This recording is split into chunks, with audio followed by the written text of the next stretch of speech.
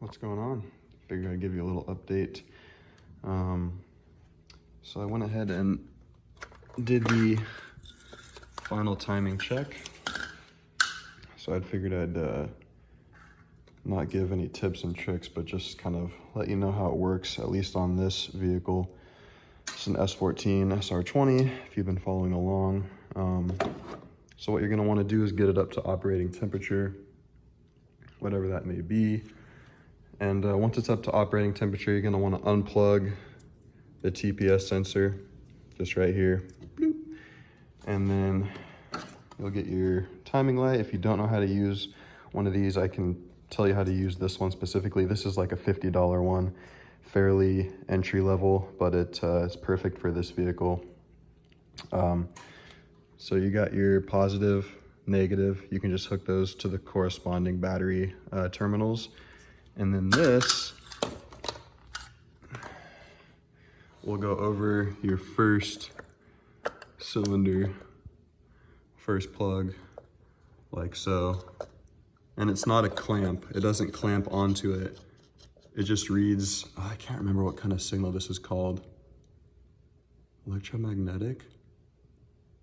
I don't know, but it doesn't need to be clamped on. It literally just sits in the middle, and then there's a hollow space in there, and it reads it from there.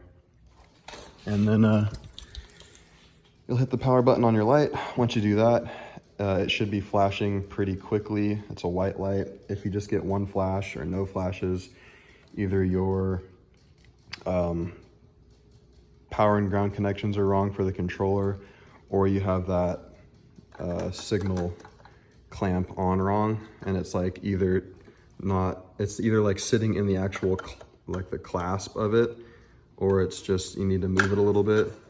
Just make sure it's on the first plug there. But yeah, if it's flashing rapidly, you know you're good to go. Oh, nice. So the lighting is okay. So do you see under the belt that little prong that's sticking out?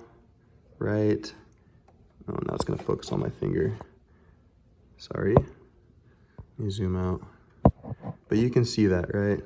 Look dead center of the picture, then look up on the pulley on the belt that's closest to the block, and you see that little prong right there.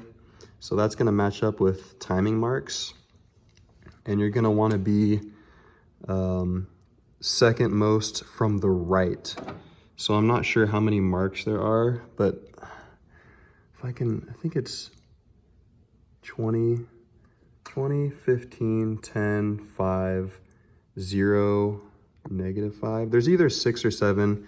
You want to be second most from the right. So starting from the far right, you'll go back one, and that's where you want the timing marks to be matched up to the prong right there, that little mark. It's super easy, especially when the engine has to be running, FYI. Motor needs to be turning. And then, yeah, you'll see the marks. Once you get the light shining on it, it hits it perfectly. I honestly think it's kind of amazing how it works. I really enjoyed using it, and it's super easy. But yeah, so the light will flash corresponding to whatever your timing is at, and you advance and retard it by moving the crank angle or the CAS forward or backwards. So you'll have to loosen this bolt, and then there's also one on the bottom right here, and then just loosen it. You don't need to take them all the way out, just enough so you can move it, and then you'll just move it very slowly. You'll need both your hands. Your right hand's gonna go here, your left hand's gonna be on the timing gun, and you'll just watch the marks under the light as they move, because like the slightest movement will change the corresponding mark. So just move it ever so slightly until you get to the second most from the right. So if you're going from right to left, sorry, you'll see one on the right, and then the one to the left of that is the one you want to be at, which is 15 degrees advanced. If you have a tune or you're not stock, or your tuner has set it to something else, obviously don't follow these directions. This is for a stock S13 SR20. And it's kind of just a how-to time for it. So yeah, sorry that was kind of longer than I expected, but just wanted to make sure I covered it in enough depth. There's a couple other good videos out there with better film quality, but in case you couldn't find those, maybe you'll come across this one and it'll help you out. I did have a slight miss. My timing was barely off and it created a pretty big misfire at idle, at operating temp. So now that is completely gone, thankfully. And so next, we are going to get the calipers on.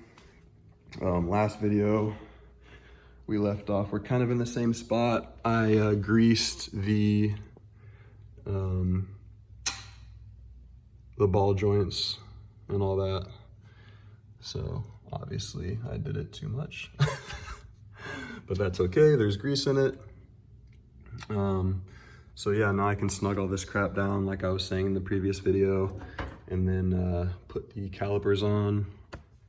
And then trying to make sure I don't skip anything here. And then I think we can finally set it on the ground, put the wheels and tires back on. It's hot as shit right now. It's 93, which is super hot for me. So I'm probably gonna go inside now, but yeah. Just figured I'd share some more progress with you. Still don't feel the greatest, but I feel like I'm slowly getting stronger and I'm getting my health back day by day. There's like minor setbacks if I like overwork myself, but I seem to be doing okay. So yeah, I know these videos are kind of boring, but I'm getting closer, slowly but surely.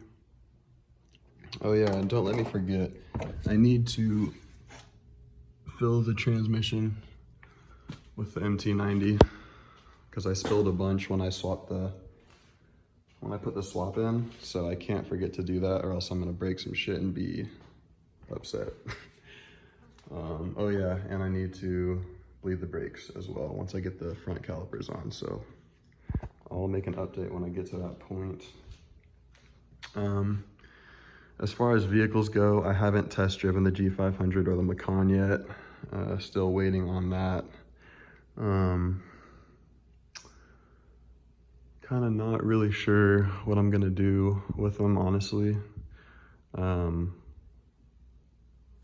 Yeah, so I'll make a separate video. I'll get we'll get back in front of the whiteboard and do some pros and cons and that kind of shit. I don't want to drag this video out too much longer, but also I do plan on making another video of the Tacoma.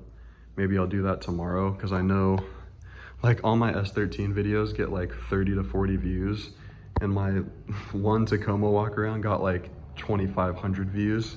So apparently people like independent front suspension Tacomas on 37s more than they like S13. So I'll make some more videos of this beast and get them uploaded, and then yeah, hopefully we can see this on the ground the next couple weeks. So wish me luck. See you in the next one.